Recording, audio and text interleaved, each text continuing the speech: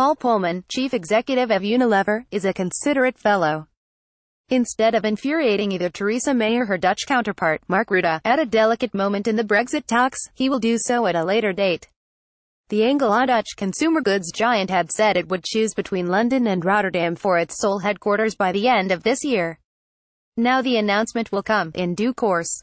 Only 100 jobs or so will be affected directly, but do not doubt that the location of Unilever's HQ matters to politicians.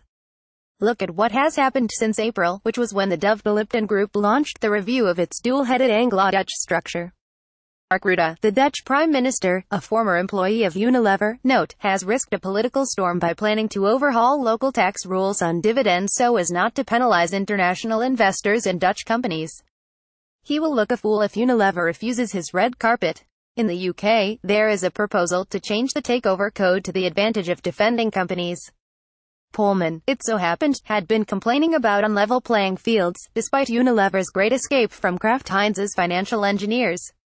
The tweak may not satisfy his worries, but it's something and was supposed to be symbolic of May's preference for Unilever-style long-term capitalism. The Rotterdam threat is said to terrify UK ministers, and you can understand why. Losing a top 10 FTSE 100 company during the fog of Brexit would look terrible. Worse, Shell, which is equally Anglo-Dutch but even larger than Unilever, might follow, just at the moment the city is supposed to be luring Saudi Aramco.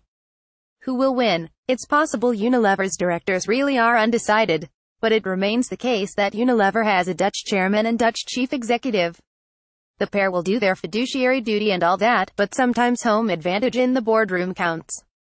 Even in extra time, you'd bet on the Netherlands. Don't stress, banks are braced for the next crisis. Better European news: the UK's big banks can withstand a hard Brexit, judges the Bank of England. This development is obviously welcome, but don't get too excited. First, if any bank had failed the bank's stress tests, it would be late in the day to run around trying to raise fresh capital.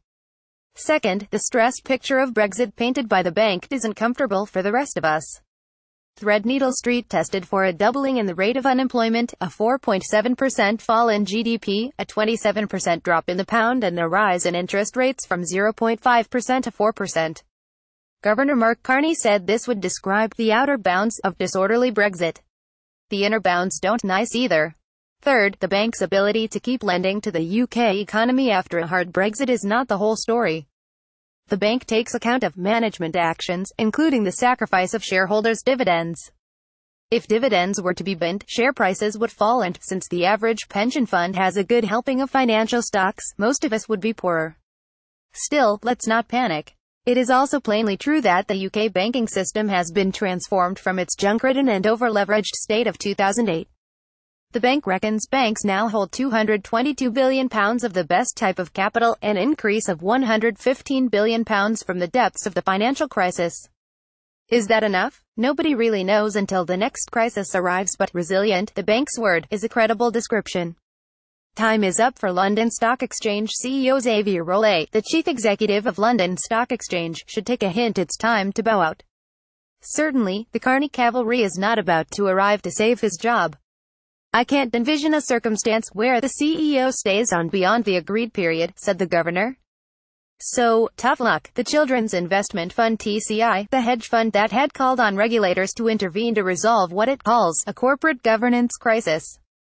TCI wants Donald Britton, the LSE chairman, to be sacked and Rolet to continue his successful stint as boss. If TCI is to get its way, it will have to convince other shareholders, a task that was daunting before Carney's comments and is harder after them. We knew about the succession plan, we've stayed close to the situation, he said. In other words, the bank saw nothing amiss. Boards are allowed to change the chief executive, even if he or she doesn't wish to go. Britton and the other non-executives, as argued here more than once, were shockingly arrogant in not explaining their thinking to shareholders, and it's good that they're forced by TCI to do so. But barring a miraculous turn of events, Rolet will still be leaving.